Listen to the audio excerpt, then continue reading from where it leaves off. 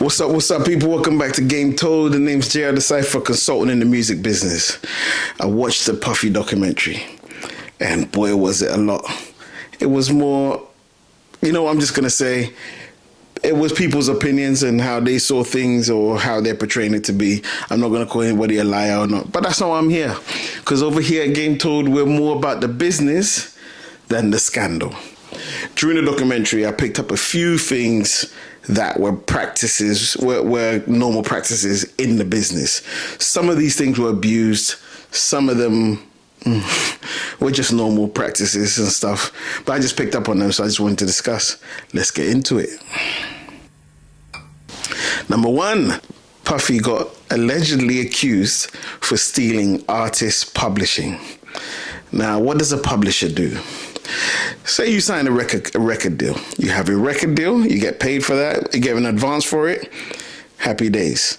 What follows then is a publishing deal that most of the time your actual label will offer you. So say you're publishing. Your publishing is basically the exploitation of your music, okay? So anytime you hear someone's music in movies, adverts and stuff like that, they're making money. The artist or whoever owns the music is making money from that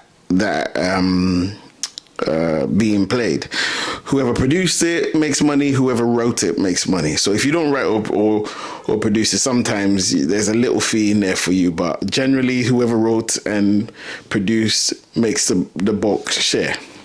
So what the label would do is sign you as an artist to a publishing deal, and then they will give you maybe sometimes 5 times more than what it's worth. So say it's worth £1.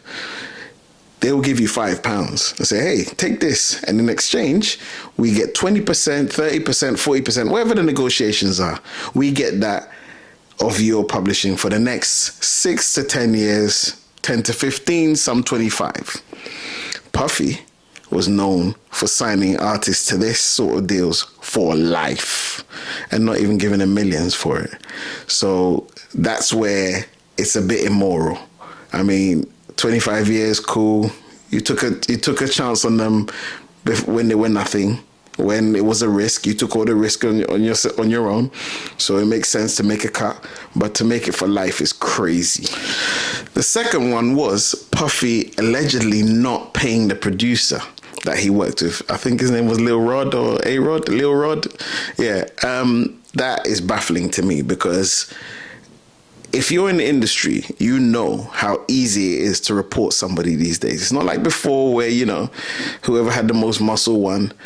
Today, you can literally go on Spotify, YouTube Music, Apple Music, and press the report button or claim a dispute. And immediately, once it's acknowledged, they will stop all money going to anybody. Whoever's registered gets the money, right?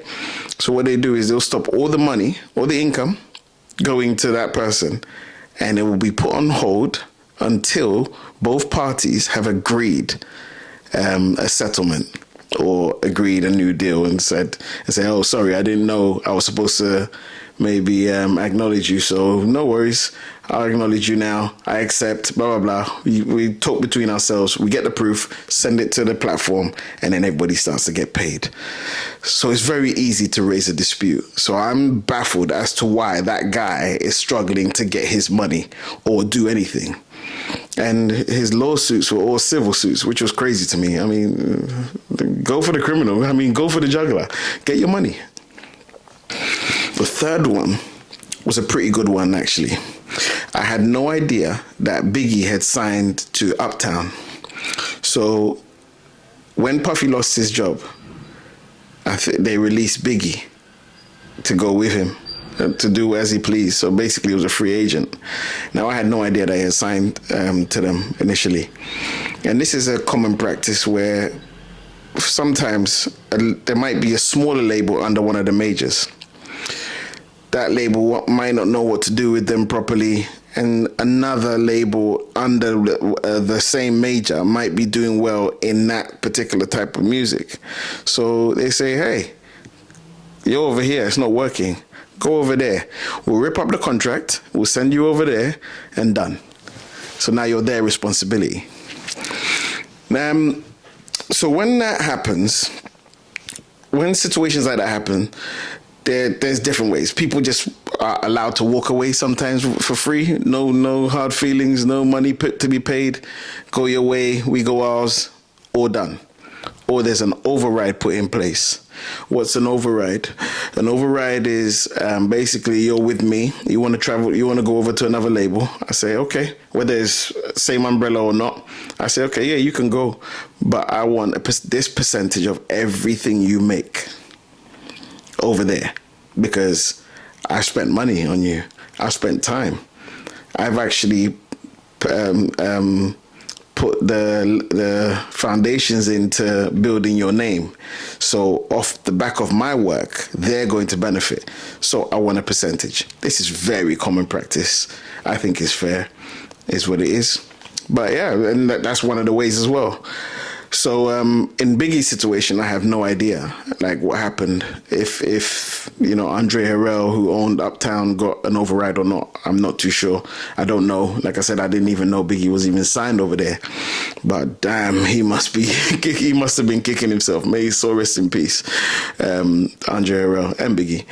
But yeah, he must be kicking himself seeing what Biggie became later, and now cultural icon, which is crazy. So yeah. These are the things that I picked up watching the documentary. No scandal over here, just business. Sorry. Comment, like, and subscribe. My name's J.R. The Cypher. Game told. Peace.